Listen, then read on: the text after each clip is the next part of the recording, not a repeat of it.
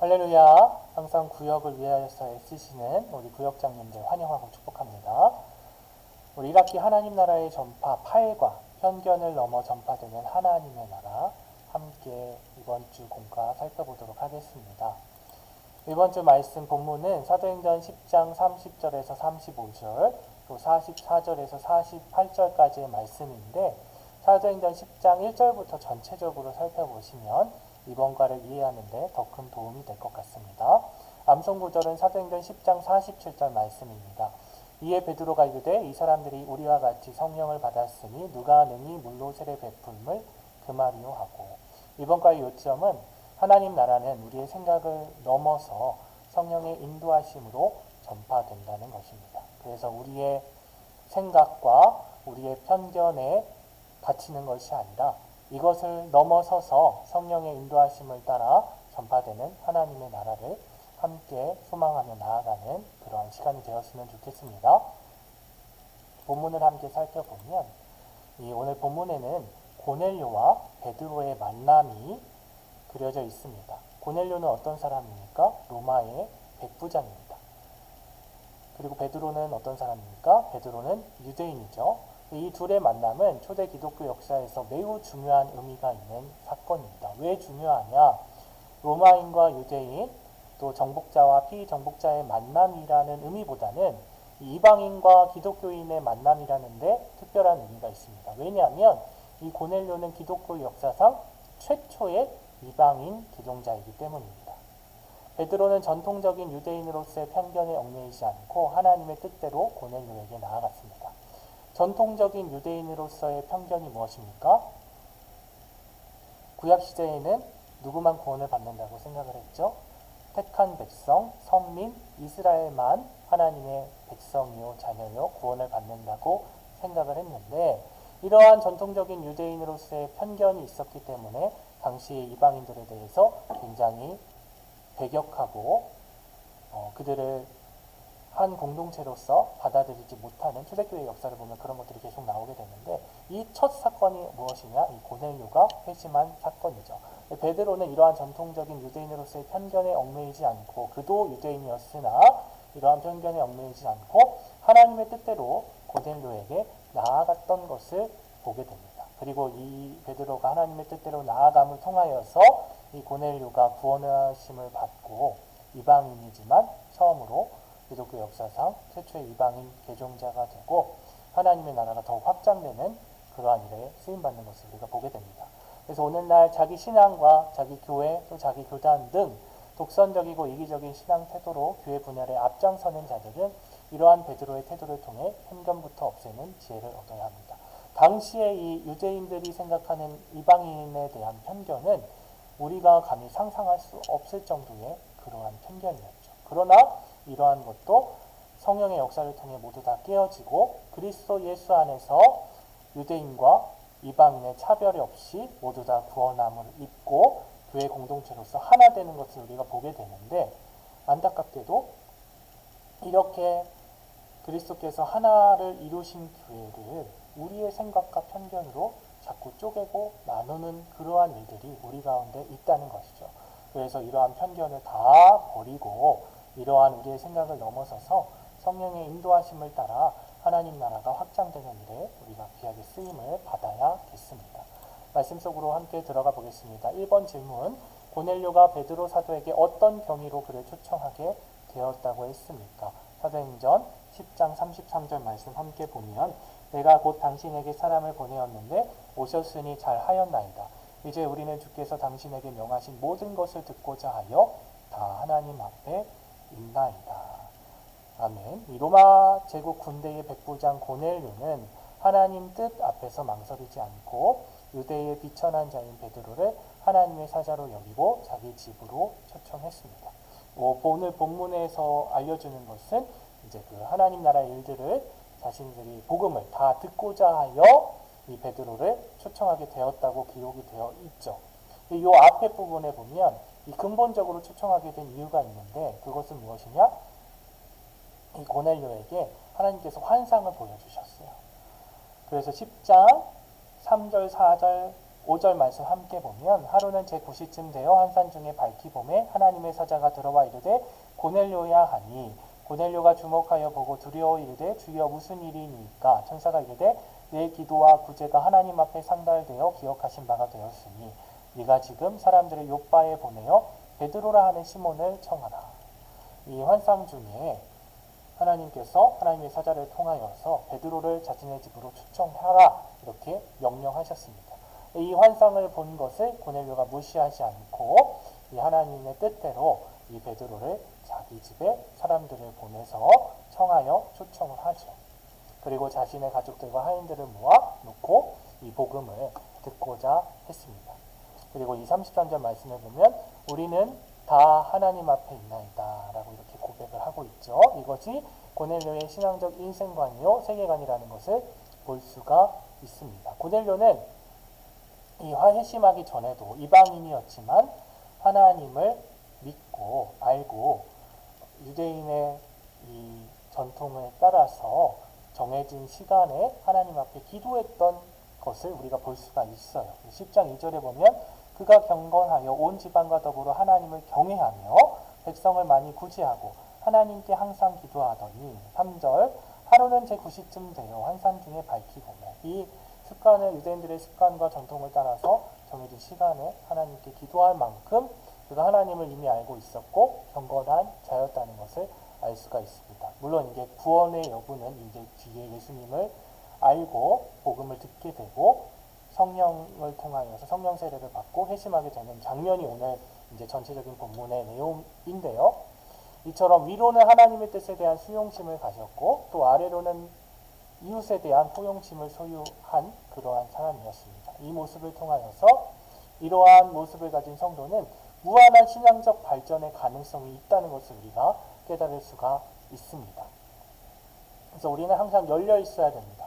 위로는 하나님의 뜻에 대해서 우리가 하나님의 뜻과 하나님의 인도하심에 대해서 우리의 신앙의 어떤 경험의 한계를 부여하고 내 경험의 하나님을 가둬놓는 경우가 있어요. 그러나 이러한 것들을 다 열어놓고 제쳐놓고 하나님의 뜻이라면 하나님의 말씀이라면 모든 것을 다 수용할 수 있는 그러한 수용심이 있어야 되고 또 우리 주변에 있는 사람들에게 포용심을 가질 때에 하나님이 환상 중에 보여주셨지만 지금 이 로마의 백부장이요 지도자인 이 고넬료가 식민 지배를 당하고 있는 유대인을 자기 집에 초청하여서 복음을 전해 듣는다는 것은 굉장한 용기가 필요했을 것입니다. 그러나 이러한 포용심을 소유했기 때문에 그가 구원까지 이르게 되었고 신앙적인 발전을 이루게 된 것이죠. 그래서 우리는 위로는 하나님의 뜻에 대한 수용심을 또 아래로는 내 이웃에 대한 포용심을 소유할 수 있어야 한다라는 것을 이 고넬료의 모습을 통해서 깨달을 수가 있습니다.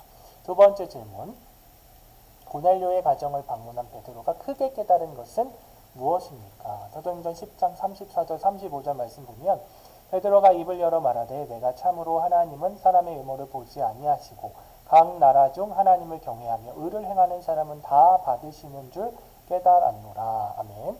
베드로는 이제 하나님은 사람의 외모를 보지 않으시고 하나님을 경외하는 자는 다 받으시는 줄을 깨닫게 됩니다.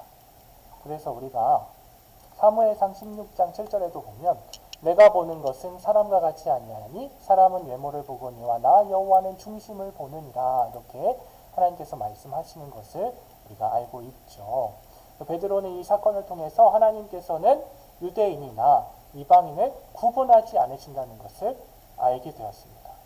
실제로 그는 그가 본 환상의 의미가 무엇인지를 이 고넬료의 초청을 통해 분명히 깨닫게 되었어요. 제가 앞에 부분을 같이 보시라고 말씀을 드리는 이유가 처음에 이 경건한 이방인인 고넬료에게 하나님께서 환상을 통하여서 베드로를 초청하라고 환상을 보여주셨고 그와 동시에 베드로에게도 하나님께서 환상을 보여주시는데 어떠한 환상을 보여주시느냐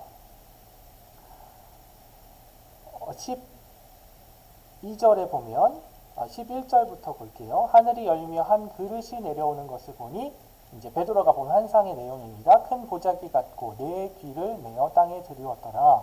그 안에는 땅에 있는 각종 네 발 가진 짐승과 기는 것과 공중에 나는 것들이 있더라. 또 소리가 있으되 베드로야 일어나 잡아먹으라 하거늘 베드로가 이르되 주여 그럴 수 없나이다. 속되고 깨끗하지 아니한 것을 내가 결코 먹지 아니하였나이다. 그러니까 그동안 유대인들의 정통에 따라서 율법에 따라서 속되다고 여겨지는 그러한 짐승들을 먹으면 안 되잖아요. 그런데 지금 환상을 통하여서 하나님께서 먹으라 명령하시는 거예요. 그래서 베드로가 저는 먹을 수 없습니다 라고 이야기를 하자 15절에 또 두 번째 소리가 있으되 하나님께서 깨끗하게 하신 것을 네가 속되다 하지 말라 하더라.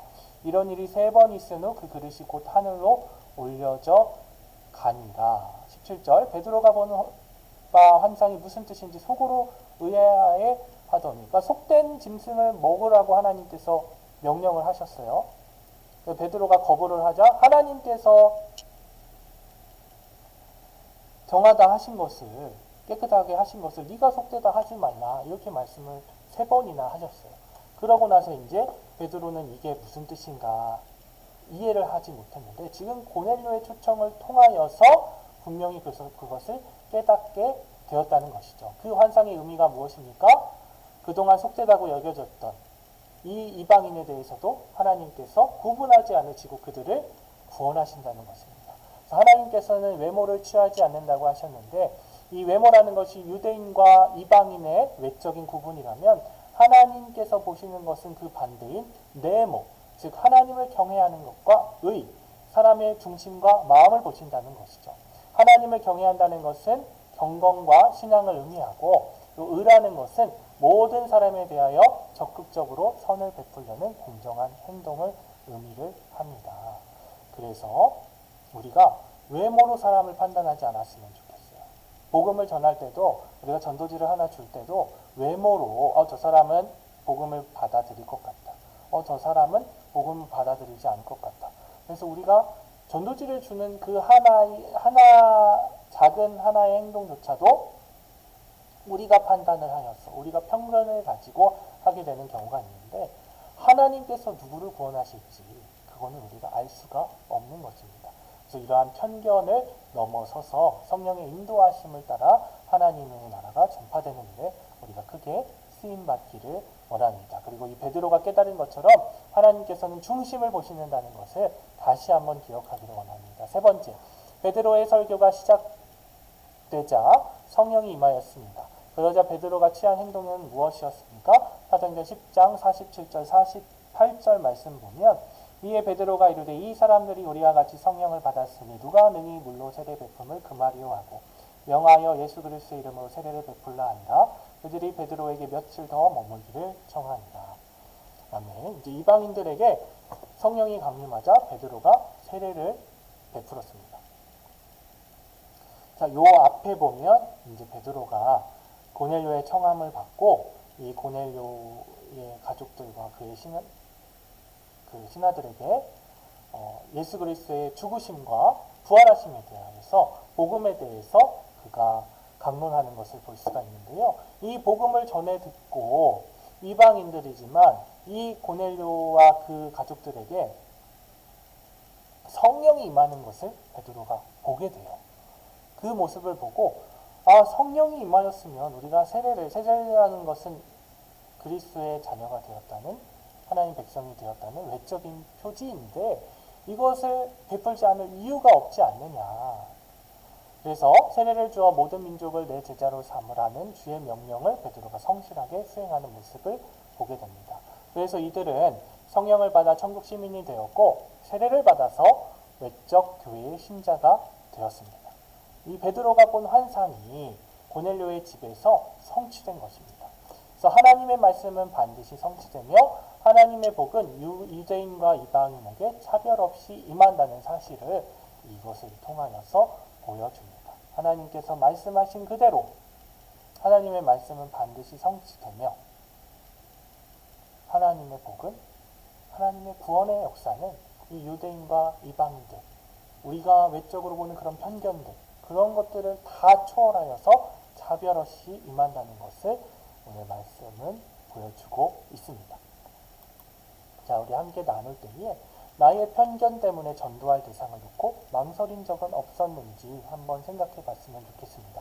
우리가 가진 편견, 외모가 될 수도 있고 어떤 그 사람에 대한 기본적인 편견들 있잖아요. 이 사람은 절대 예수님 믿지 않을 거야. 이러한 생각들.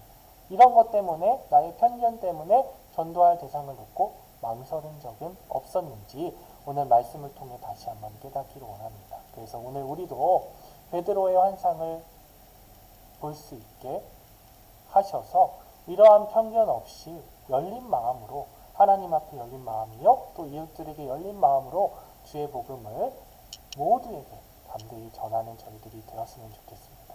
그래서 결론적으로는 내 생각을 내려놓고 내 편견은 내려놓고 성령의 인도하심을 따라서 주의 나라가 확장되는 일에 귀하게 쓰임받는 우리 구역장님들 또 구역원들이 되었으면 좋겠습니다.